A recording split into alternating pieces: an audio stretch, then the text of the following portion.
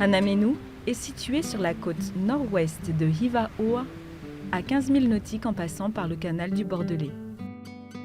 Sur la côte nord, il faut parcourir 9 000 nautiques pour rejoindre le village le plus proche, Hanayapa. Au départ de Hatuona, on peut rallier Hanamenu à pied en passant par le mont Fe'ani. Les bons marcheurs mettent 5 à 6 heures pour ce périple. La baie de Hanamenu a toujours été, depuis très longtemps, qu'occasionnellement habitée. Plusieurs maisons sont construites dans cette vallée du bout du monde, mais leurs propriétaires ne viennent que de temps en temps. Des constructions sont partiellement abandonnées, perdues dans la végétation, et souffrent des vents marins qui rongent inexorablement les toitures.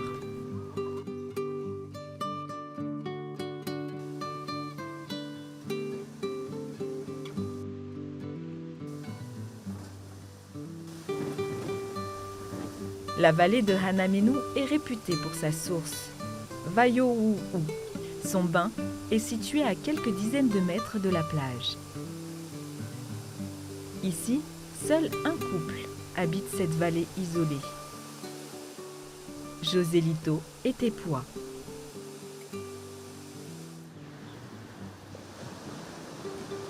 Avant, on habitait à Tuona et après, on est venu habiter ici à Hanamenu. Au début, on venait pour les vacances avec mes parents, la famille. Et après, mon papa il nous a proposé de venir ici à Hanamenu pour vivre.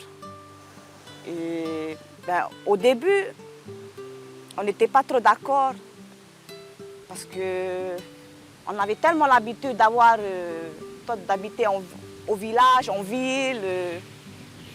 On a de l'électricité à volonté, il y a tout quoi. On a tellement l'habitude de cette vie-là. Venir ici, j'ai plus d'amis, il n'y a plus de famille, il n'y a que moi, mon mari. C'était quand même dur. Hein?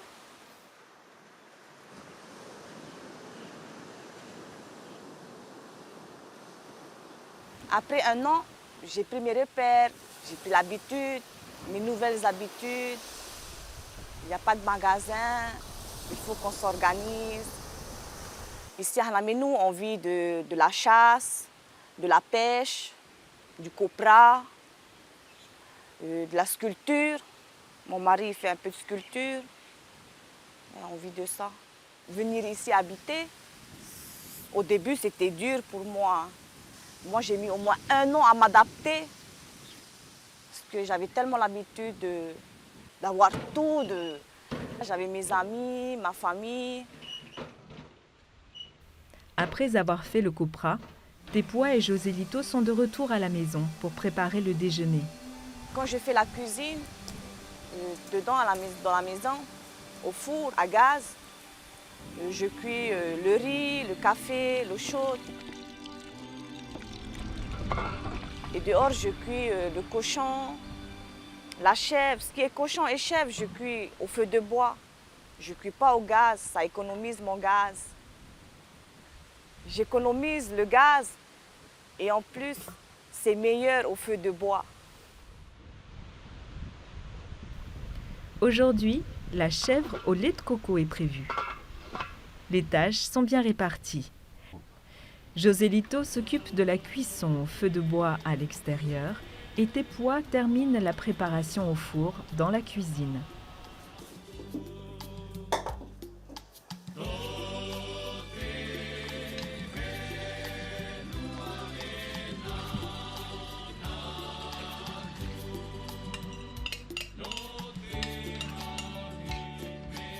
Ben, je suis en train de mettre du lait de coco dans la chèvre. Comment est-ce que ça? Eh oui, c'est ta maca. Voilà. On va attendre que ça va bouillir, bien bouillir, et après on éteint. Au menu, on a de la chèvre au lait de coco, des bananes cuites, en dessert, pastèque.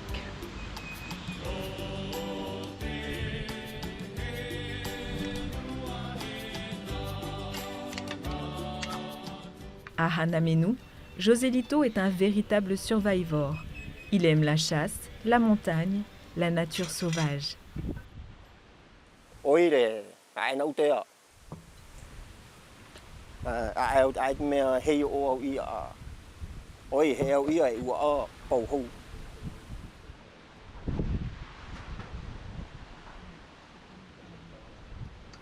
Quand Joselito il va à la chasse, il attrape des cochons, des chèvres. Ben, qu'est-ce qu'on fait avec cette viande? Ben, on salait la viande. Il y a des moments on amène vendre sur la tuna. Si Joselito est un des plus grands chasseurs de Hiva-Oa, il excelle également dans la sculpture. Originaire de Oahuka, il sculpte depuis son enfance. C'est son père, Anihoka, qui lui a appris cet art, ainsi qu'à ses frères. Joselito aime passer en revue sa collection de mâchoires de cochon, ce qu'il appelle ses trophées, et se souvenir des moments de chasse.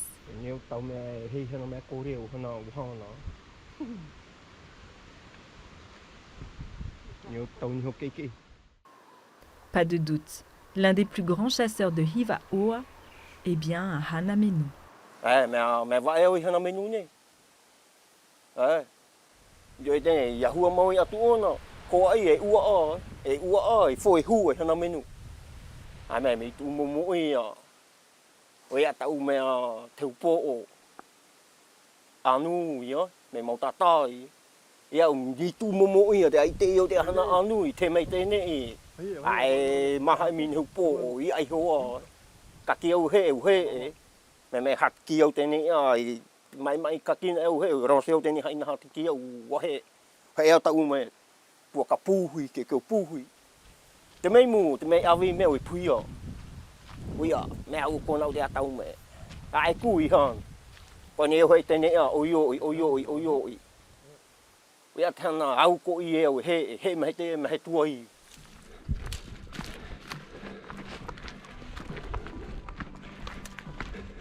Tano na e o te ame anima tatai o te ai ua puaka keu.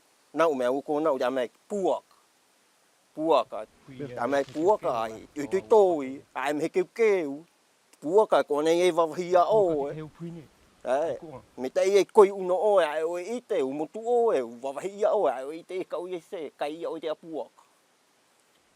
Tene a hano na o puaka tu toi. Me o ne o matau o peheu i hano pehei ha e. Motu e ni tu vavai te me pua ni pua. Me ve a foi ti o hi pehei he nam tau ke a he papa ai mau ke a tu toi. Oi he pu ti o hi.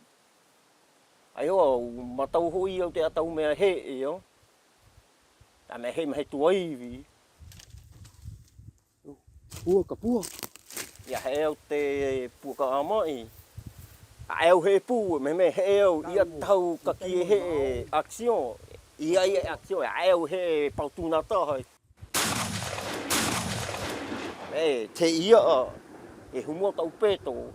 Ya tai me tuku na o tau peto. Ya ti tei a.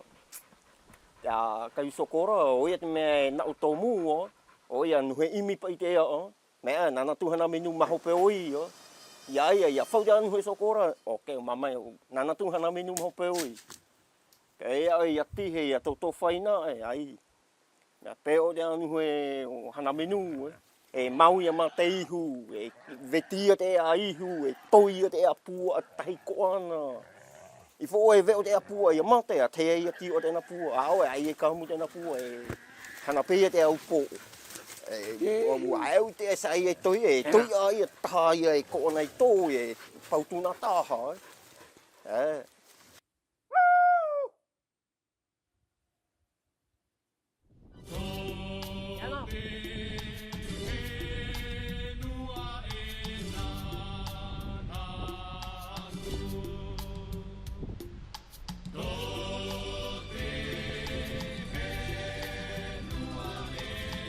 Joselito revient que très rarement bredouille de la chasse. Aujourd'hui, il a attrapé une chèvre.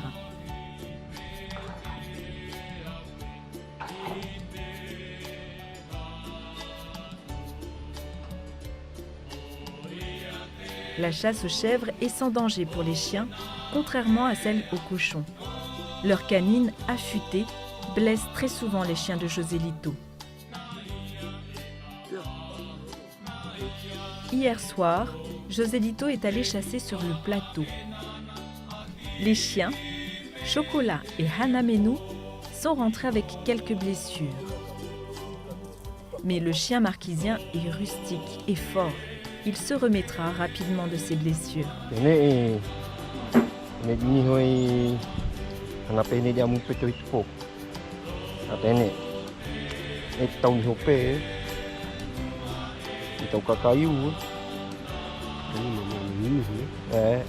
Le chien blanc de Joselito est un chien sauvage, c'est le plus virulent. Sa hargne l'amène souvent à être blessé lors des combats avec les cochons sauvages.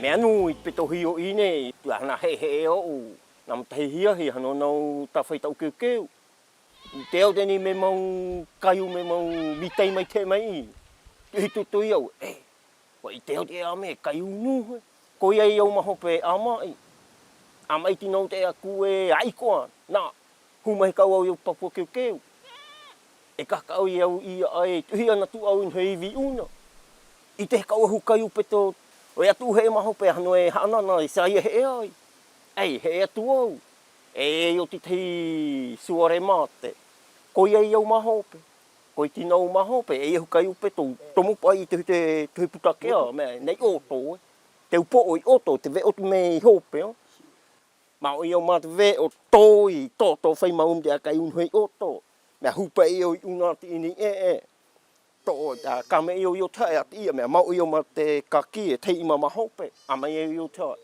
te ai kai da kai peto me o ka o ia tu e yo te no Hanamenu. Joselito connaît l'importance de ses chiens dans la réussite de la chasse. Aussi, il leur voue une affection particulière.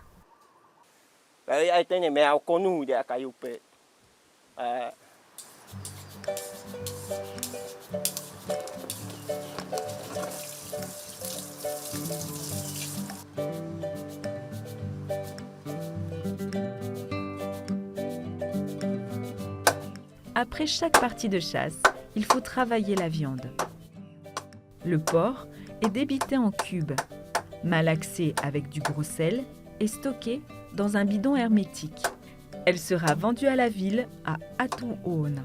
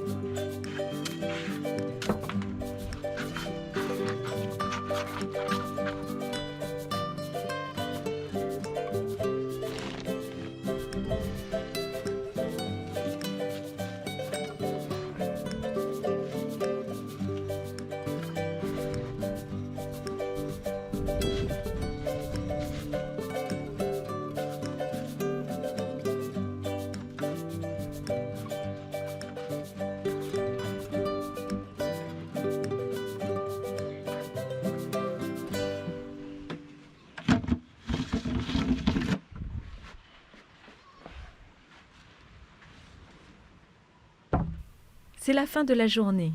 En plus de ses occupations du quotidien, Joselito va s'occuper des quelques animaux qu'il a autour de la maison.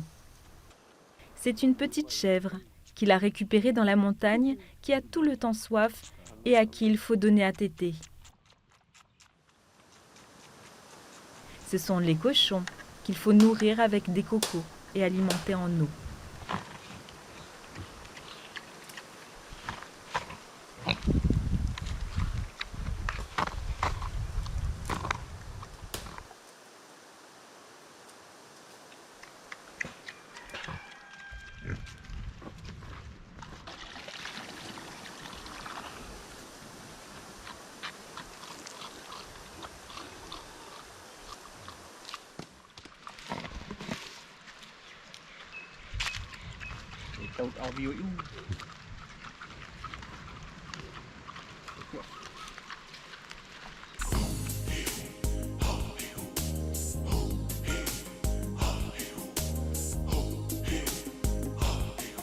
Programme, ce matin il y a beaucoup de vent. Et là ce soir le vent est tombé. On va aller chercher les mamas et les petits. On va aller sur le tahuna taille. Pendant on met notre maman. Après on va aller chercher des petits. Tous les hauts tout ça.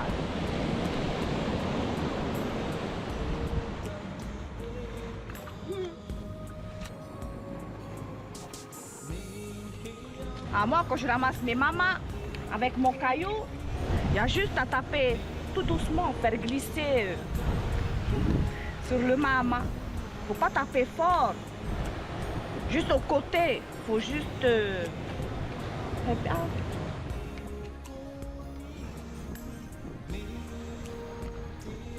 Attention aussi à la mer. Hein. Ouais. Là, ce soir, c'est un peu agité, mais ça va, on en a eu. Sur le Tahuna, Tepua collecte principalement les mamas, mais aussi quelques po'i'i, les turbans rugueux moins nombreux.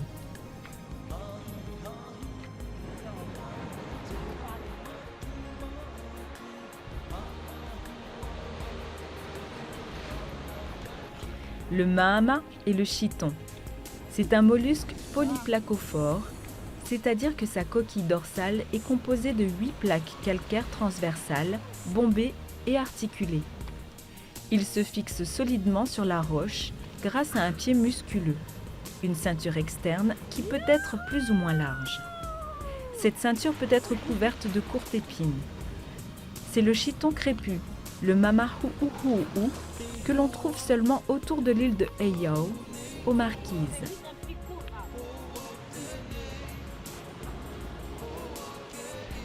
Les mahamas se nourrissent en broutant des algues grâce à leur bouche ventrale équipée d'une langue râpeuse appelée radula.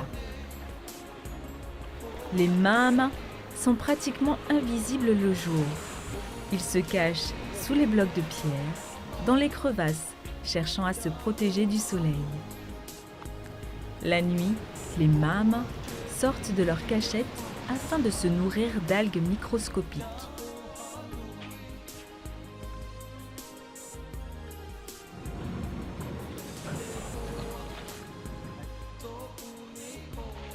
Un peu plus loin, Joselito s'affaire à ramasser les pu'e, les porcelaines, et à attraper les toetoe, les crabes des rochers.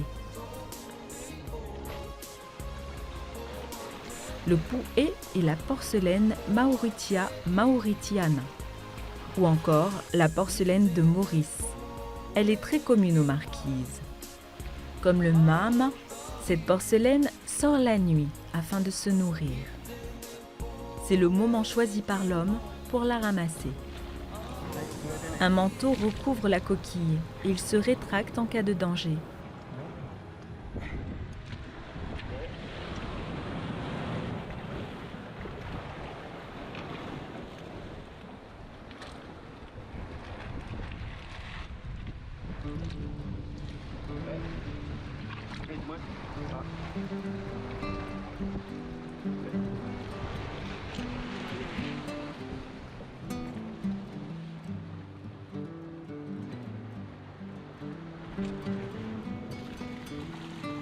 Les toé-toé, les crabes des rochers ou encore les crabes coureurs communs ont une carapace presque ronde et aplatie. Ils peuvent être consommés crus ou bien cuits au lait de coco. Il est d'autant plus aisé d'attraper les toé-toé lorsque la lune n'éclaire pas l'environnement. Les soirs, si la lueur de la lune est assez forte, en voyant l'homme, ils peuvent s'enfuir par des déplacements très rapides. Les toé-toé sont dotés de petites mais puissantes pinces qui chopent tout ce qui passe à leur portée. Ces pinces sont bordées d'épines et des gants sont préconisés pour cette pêche. Lors de la collecte des fruits de mer, une grande attention est demandée. Il faut surveiller du côté de la mer. Une vague rebelle peut à tout moment surprendre. Il ne faut pas glisser, bien regarder où on met les pieds, faire attention aux dangers potentiels.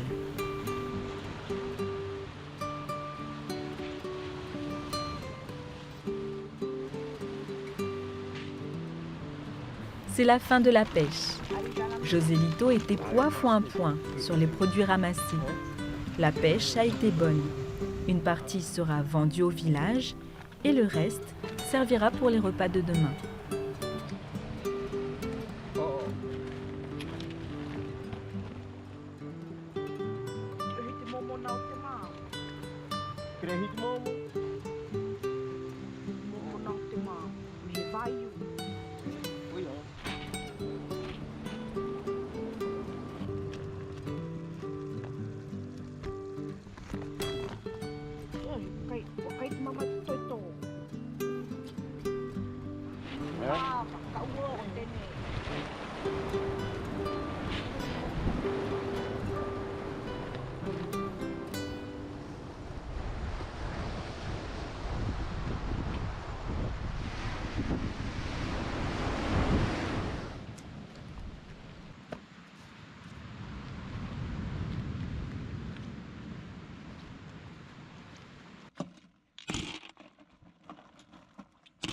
Une fois à la maison, il faut trier la récolte en prévision du stockage.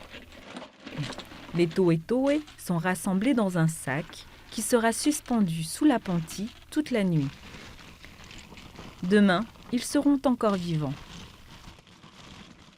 Tous les mamas ensemble, les porcelaines et les po'i'i dans un seau.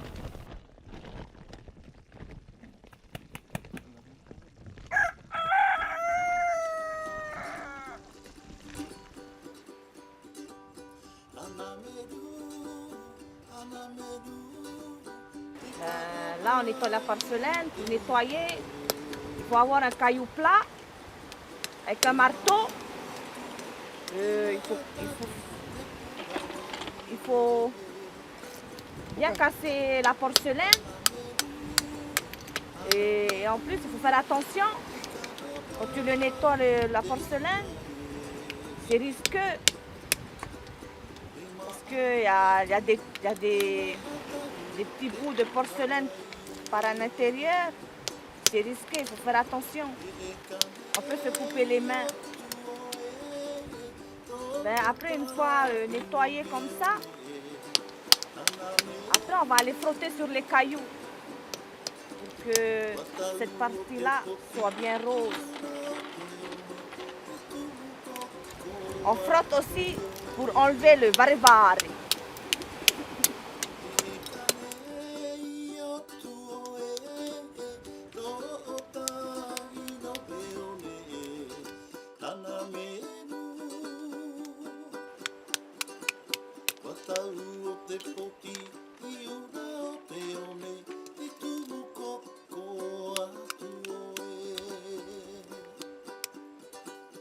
Ita itia kau, e tawa ue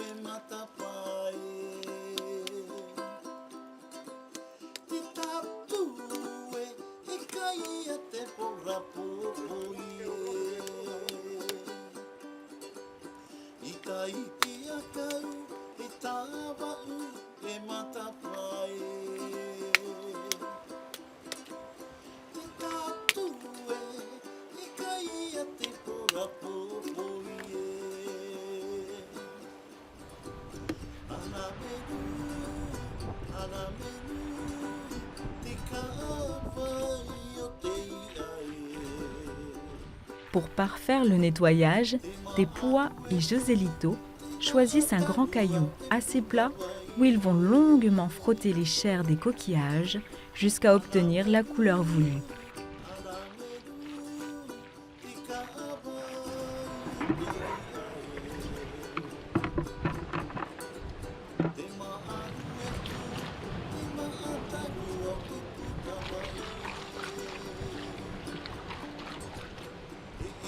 De temps en temps, j'ai des amis qui descendent ici à Hanamenu, le week-end. Sinon, les vacances, quand leurs enfants ils sont en vacances, ils descendent ici à Hanamenu, me voir, nous voir.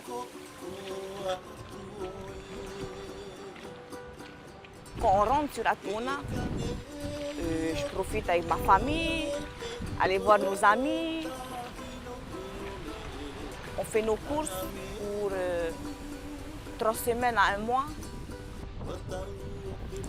La chanson de Hanamenu dit Itai te akau, e tawau, e matafa, e tatue, e kai me te porapopoi. Là-bas, sur le récif, il y a des mulets, des poissons-lait, des perroquets que l'on mange avec de la popoi. Aujourd'hui, pas de popoi à Hanamenu, mais du taïoro qui va être agrémenté par le poé et le poi'i. Pour cela, les noix de coco doivent être bien nettoyées, puis la pulpe finement râpée. Fermenter avec les têtes de chevrette de la source et laisser ainsi toute la nuit pour obtenir ce mélange très populaire dans nos îles.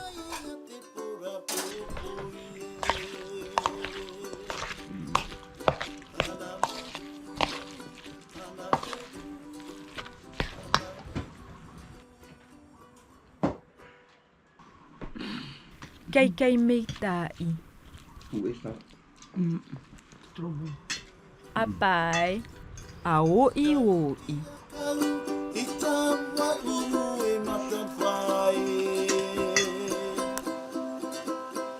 tatue, i kai te pura popo